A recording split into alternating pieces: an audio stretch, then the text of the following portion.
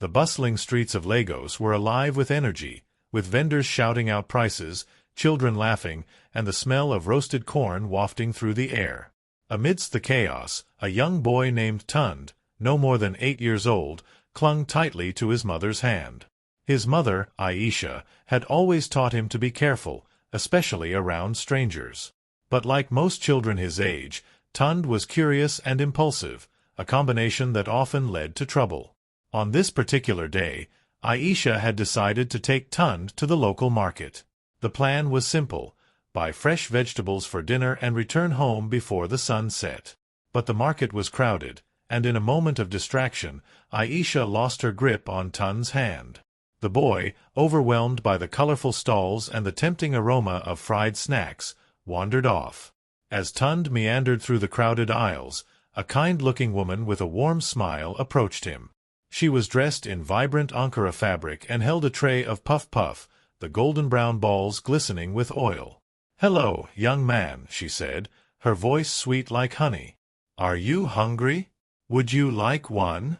Tund hesitated.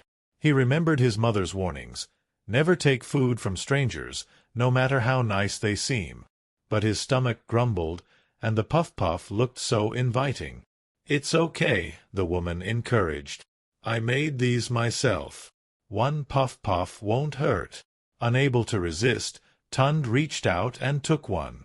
The first bite was heavenly, crispy on the outside, soft and sweet on the inside. But as he chewed, a strange bitterness crept into his mouth. Before he could swallow, his vision blurred, and the world around him began to spin. Back at the vegetable stall, Aisha turned around and realized her son was gone. Panic surged through her veins. She called out his name, her voice rising above the market noise, but there was no response. Her heart pounded as she pushed through the crowd, frantically searching for Tund. "Have you seen my son?" she asked a vendor, holding up a picture of Tund from her phone. The vendor shook his head. "No, ma. But children sometimes wander near the snack stalls." Aisha sprinted toward the snack section, praying under her breath. She could feel the stares of concerned onlookers but didn't care. All that mattered was finding her son. Meanwhile, Tund woke up in a dimly lit room, his head throbbing. The kind woman from the market was nowhere to be seen. Instead, he was surrounded by unfamiliar faces, men and women whispering to each other in hushed tones. He tried to move, but his limbs felt heavy, as if weighed down by invisible chains. "Where am I?" he croaked, his voice barely audible. "Don't worry, child," one of the men said with a sinister smile. "You'll be fine, as long as you do exactly what we say." Fear gripped Tund's heart. He remembered his mother's warnings, the stories she told him about children who went missing after accepting food from strangers. He had always thought those stories were exaggerated, tales meant to scare children into obedience. But now he realized the truth. Aisha refused to give up.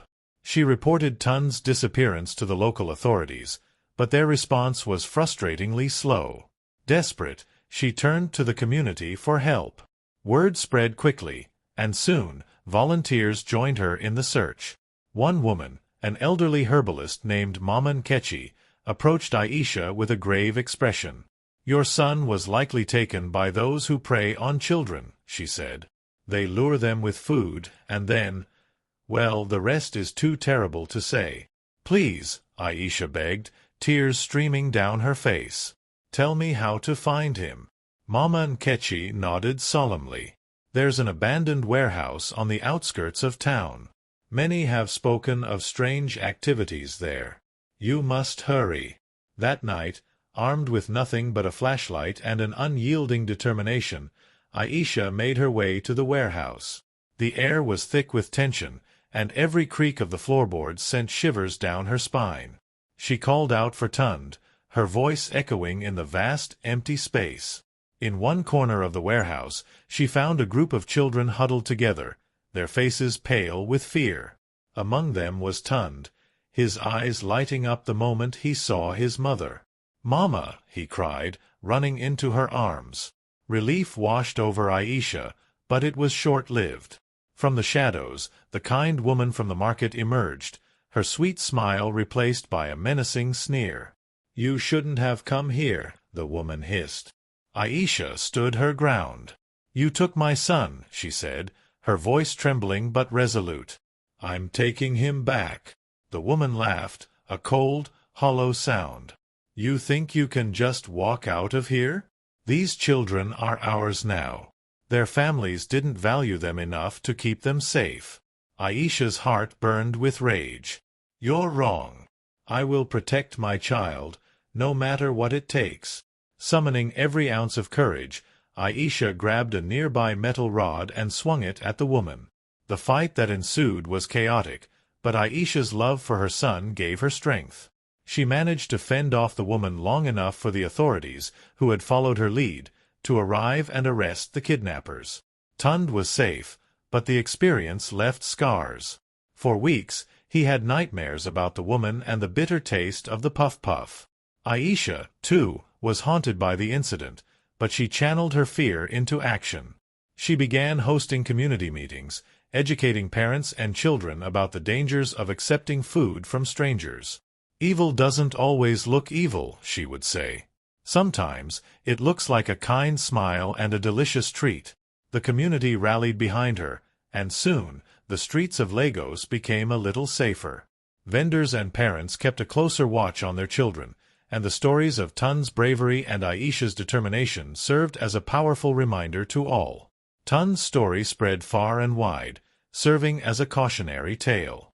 It wasn't just about one boy's experience but a wake-up call for every parent and guardian. The world is full of dangers, often hidden behind kind gestures and tempting offers. But with vigilance and education, these dangers can be overcome. In the end, Tund learned to trust his mother's advice, and Aisha learned that even in the face of unimaginable fear, love could conquer all. Never underestimate the risks of accepting food from strangers. What seems harmless could have devastating consequences.